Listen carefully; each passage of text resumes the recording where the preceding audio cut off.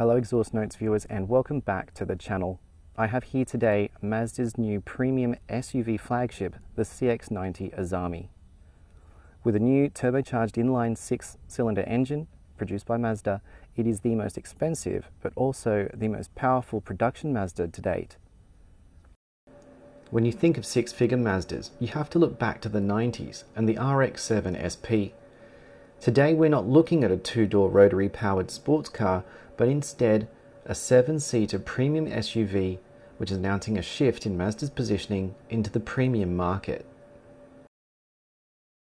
The Mazda CX-90 is leaps and bounds above the well-regarded CX-9, a car that we really like here at Exhaust Notes Australia. The outgoing Mazda CX-9 Azami LE started around $80,000. The CX-90 Touring starts from $80,566 driveaway, the GT from $92,116, and the Azami here from $101,030. Azami means beautiful in Japanese, and with the CX-90, Mazda have taken the formula of the CX-60 and simply increased the size a little bit. There's virtually no front overhang, allowing for the inline 6-cylinder to sit over the front axle, and more rear overhang, which allows for extra space for the rear seats and boot. Mazda is bucking the trend in going for a larger capacity 6-cylinder engine at a time where most companies are downsizing or adding hybrid systems to their engines. Here we have a 3.3-litre turbocharged inline 6 producing 254 kilowatts and 500 newton meters of torque. It's connected to an in-house 8-speed automatic gearbox and a rear-biased full-time all-wheel drive, with a 48-volt mild hybrid system for assistance. The diesel version is slightly down on power with 187 kilowatts, but 550 newton meters of torque. The diesel also costs slightly less at $102,388 in the same spec. The interior space continues the premium feel. Two 12.3-inch displays, one here for the driver instrument panel, the other for the infotainment, produce clear and crisp graphics. We have a nice large heads-up display for the driver with a lot of information but doesn't get too distracting. Seats have a lot of adjustability to get that perfect driving position. Everything feels quite premium, although I will say that perhaps some of the plastics that are included on the door cards and the center console, probably not to my liking. They don't exude premium quality. There are two alternative interior trims available in the SP and the Takumi add-on packs, which are $5,000 a piece. Which will change the leather across the center dash here, some of the trim on the steering wheel, and will remove the 3 seats from the second row and replace them with 2 seats. The air conditioning controls and buttons can look a little busy with so many options for both passenger and driver, and reaching all the way across can be a bit troublesome if you don't know what button you're looking for. The heated and cooled seats are also accessed from here and are welcome, especially on those hotter days. The infotainment system is great. It is mostly controlled by the rotary dial in the middle, especially when the car is moving. It does not operate as a touchscreen. With your wireless Apple CarPlay and Android Auto, you can use the touchscreen when the car is stationary. However, once you're moving again, you have to resort back to the rotary dial. And in fact, I just got used to using the rotary dial through my time with the CX-90 and got used to that. And it saves the smear marks and fingerprints from smudging up your 12.3-inch screen. So there's that. There's lots of nice animations throughout, and the instrument cluster can be reconfigured to your liking. When cruise control is on, the screen can show cars that are detected in front and in adjacent lanes, which is a really nice feature. The CX-90 features USB-C ports throughout, so make sure you have the right cable. In the second row of the CX-90, it's also quite spacious. We have 3 seats across in this configuration. However, with the SP and Takumi packs, you can change these to 2 captain's seats, which will have a center console as well. One thing about the second row is just how far these rear doors swing open. You have almost a 90-degree access here, which really allows you to get in easy, allows for installation of child seats. Of course, you have your own air conditioning back here, which can be adjusted for the second row occupants, and also there are the built-in blinds in each of the windows as well for the added protection from the sun. The panoramic sunroof opens all the way back to include the second row, so they have a nice glass panel here. Only the front section of the sunroof actually opens, but yeah, it allows a lot more light into the cabin, which is quite nice. The second row is also adjustable, so you can move the seat forward or back as you please, and this is also essential for access to the third row of seats. The second row also features a fold-out armrest, including your cup holders, and the outer seats feature twin ISOFIX points for your child seats. Accessing the rear row is quite easy by pulling the seat forward, and then there's access to the third row. Also have their cup holders, USB-C points again, as well as their own air conditioning vents. Now, I've rather ingloriously jammed myself into the third row back here just to see, but I believe I can still fit if a little squished. Now, I'm not going to lie, being 182 centimeters tall and sitting in the third row, it is a little claustrophobic back here, and it's a very hot day, so I am not the most comfortable, but there is some room. With this seat slightly a bit further forward, you could make it work. However, I really do think this is primarily for your children. You can install child seats back here, as they do have anchor points in the back of the seats.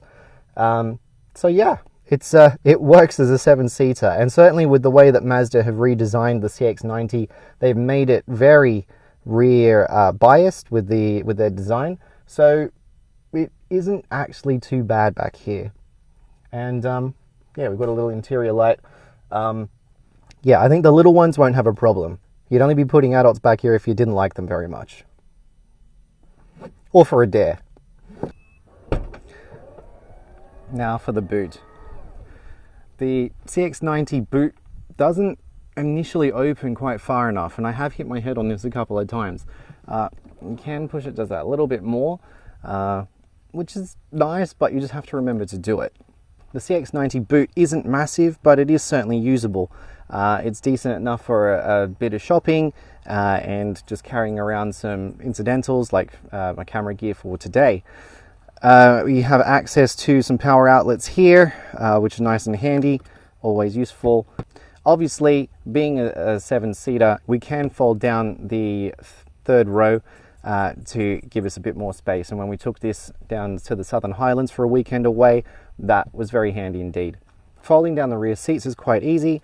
You just pull this cord, which lowers the headrest, and the seat just falls flat. For boot space, we initially start with a capacity of 257 litres. With the third row folded down, this opens up to 608 litres, and with the second row folded down, that's 2,025 litres to the ceiling. Unlike some other 7-seaters where the rear bench has to do some sort of somersault, I find that's really quite easy. We have another super hot day in Sydney today. It just seems to be my luck. And so yeah, we're looking at about 35 degrees today. I'm going to have to keep the air conditioning a bit low so that you can hear me as we're driving around and talk about this CX-90 Azami. Now, I gotta say, it is a nice car. It's really nice to drive, and for a large SUV, it's I think, as we pointed out, the interior is spacious enough, but the car doesn't feel like it's that big when you're driving around. It actually feels really compliant and really easy to get around suburbia and these open roads as well. Remembering that it is a Mazda, and it's going to sound cliche, but they developed the MX-5, and it does feel like a little bit of that has come across into this larger platform. It handles really well. We were able to take it for a drive down to the Southern Highlands over the weekend, and just going around some of those roads, it just felt really nice and you know, a proper driver's kind of car, even for something that weighs more than 2 tons. We're riding on 21-inch rims, which are in a sort of black and machined metal for the Azami trim. You do get 21s even on the GT and the Tourer spec. They just look slightly different. We have two 7.5/4.5 tires from Toyo, and you know, they do the job really well. There's not too much road noise, even on some of the roads that we're used to here in Australia. All the uneven surfaces. I've been driving around this area here with some sealed, some unsealed, and some very unsealed roads, and the tires have just been handling it really well. The inline 3.3 litre inline 6-cylinder engine is really nice. It's the noise comes through the cabin, but it's not too intrusive, but it lets you know it's there, and you know, it just has a really nice sound to it, and it just pulls. It's pretty effortless. I've found probably not too much difference between normal and sport mode. It's probably a little punchier when you put it into sport, but normal mode is just as nice. It's just for getting around, and you can hear the engine there. It's just doing its thing. Now, of course, Mazda do have their mild hybrid systems in the CX-60 and CX-90. Look, it's barely worth the mention because even on their website they don't bring it up very much. And basically it helps power the electrics and a little bit of the car when you're you know, going at lower speeds. So it's supposed to help obviously with the fuel economy, and that's what you kind of want in this day and age. For the most part, I've been averaging about 8.9 litres to the 100. If I've been driving around, or you know, in today's filming, it's been a little bit higher. We're in the 9s.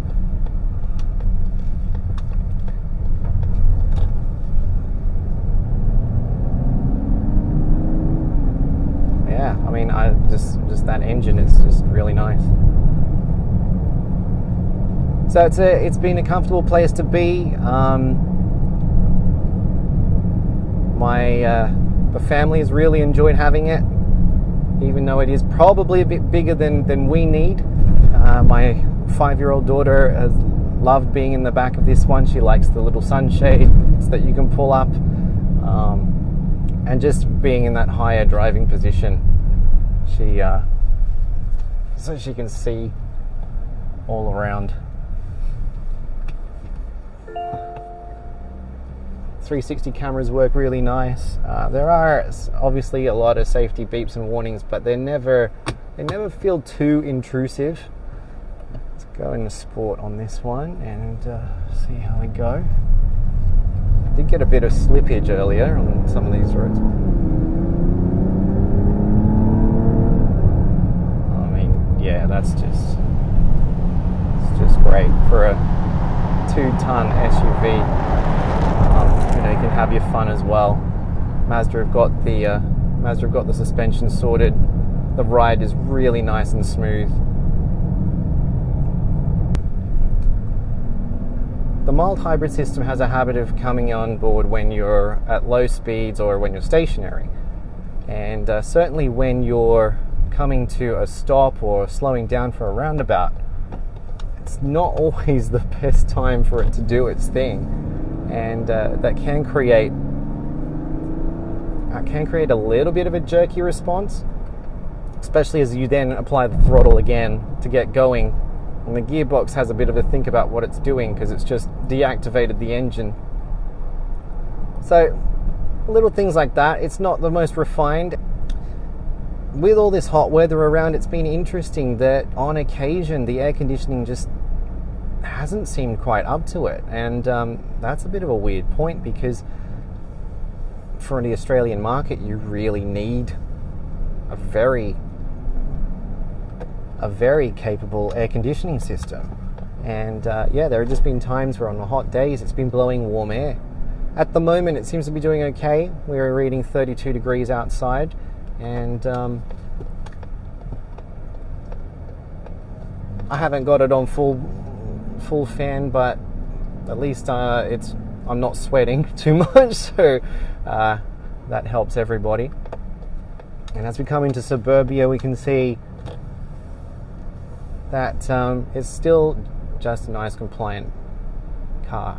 It really doesn't feel like a big car at all to drive, which is, I think, a nice part of a nice little party trick that it has. But well, see, there we go. There's a bit of that jerkiness with the mild hybrid system there. I'm sure it's something that you'll grow accustomed to, just as much as using the rotary dial for your all of your Android Auto and everything. The Bose 12-speaker sound system is amazing in this car. Obviously, I can't really play anything for you now because we don't want any copyright strikes, but damn, just, yeah, that's it's definitely something for the ears. I could just sit in here and just listen to music. So Mazda have a 5-year unlimited kilometer warranty that come with all of their cars, and this one included. They have cap price servicing every 15,000 Ks, although the pricing does vary between your intervals there, as little as around 400 and up to about 1,200 depending on which service you're looking at. So just keep that in mind. Thankfully, that sort of stuff is always on their website, so it's just something to keep in mind in any case. So just had some lunch and just given the car a bit of a drink, a fill up, and let's go see how she goes on some of these more flowing roads, a little bit more fun with.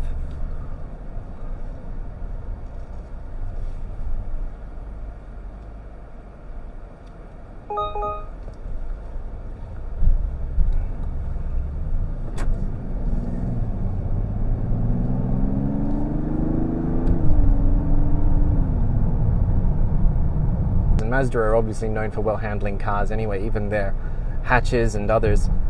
So it's really no surprise, but for something this big, to be able to just really comfortably slice through the roads, it's just a lot of fun. And so it means you can have your big 7-seater, big family SUV, but still have that driver's car as well, I guess. You know, maybe I'm selling it a bit too much here, but at least you get to have a bit of fun. Whilst this hasn't been ANCAP safety rated, you can expect all the bells and whistles with this car. We do have automatic emergency braking, cross traffic alert, radar cruise control, all those sorts of things. It is definitely not lacking in that regard. You have all the sensors and warnings, you know, which are not too intrusive as you're driving around, so that's really nice and really good.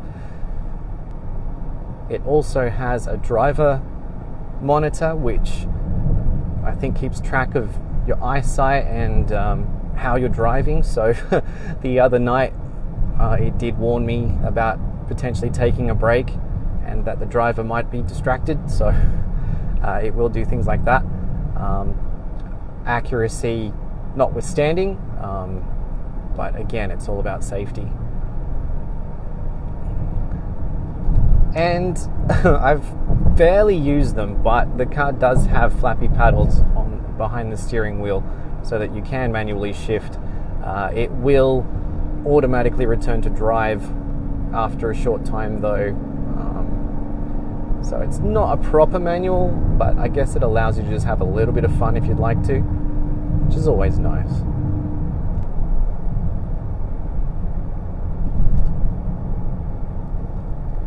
So yeah, sorry I'm not talking too much. Again, this is just enjoying the drive here at the moment, and so if you're in the market for a premium SUV, what do you think? Would you put the Mazda on your list? Would you consider it? Is it a brand that you think you'd aspire towards these days? I'd really like to say a big thank you to Mazda Australia for letting me have a play with their flagship model. It's been an absolute blast. And thanks to Exhaust Notes Australia for letting me review the car for them as well. Guys, please get onto our YouTube channel, subscribe, hit the bell, comment below, do all the things. You know, we really enjoy what we do here. We're constantly trying to improve and work on what we present to you guys. We'd really like to reach 1,000 subscribers soon, and to keep bringing you content like this and hopefully keep on improving. So yeah, subscribe and stay tuned. Keep an eye out for what's coming up next. Thanks a bunch, and we'll see you in the next one. I'm gonna just enjoy this car for a bit longer. Thanks.